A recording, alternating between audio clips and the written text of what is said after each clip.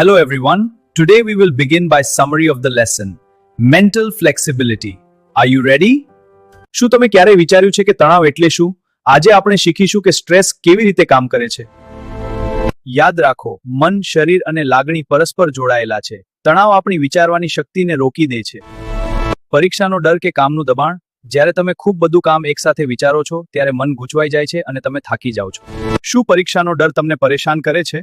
ચાલો manage your stress દ્વારા તણાવને કાબૂમાં કરવાની રીતો શીખીએ. ઉકેલ છે સ્ક્રીન એક્સરસાઇઝ અને સેલ્ફ હિપ્નોસિસ. તમારી સમસ્યાઓને એક ફિલ્મની જેમ જુઓ અને તમારી જાતને શાંત રાખો.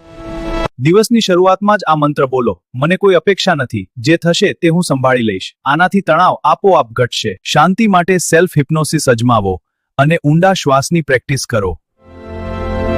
આંખો બંધ કરી શાંત બેસો. શ્વાસ સાથે કલ્પના કરો કે તમે શાંત અને મનપસંદ જગ્યાએ પહોંચી ગયા છો. તણાવ ગાયબ. તમારી સમસ્યાઓને એક ફિલ્મની જેમ એક સ્ક્રીન પર જુઓ અને બહારના વ્યક્તિ તરીકે વિચારો. સમસ્યાના ઉપાય સૂચવી અમલ કરો. સફળતાની અપેક્ષા રાખો અને હકારાત્મક રહો. તમારી માનસિક ક્ષમતા તમારા હાથમાં છે. આજે જ આનો અભ્યાસ શરૂ કરો. ચાલો આજે જ એક તણાવ મુક્ત જીવનની શરૂઆત કરીએ. Wishing you a stress-free life ahead. If you like this video, comment, share and subscribe. Thank you.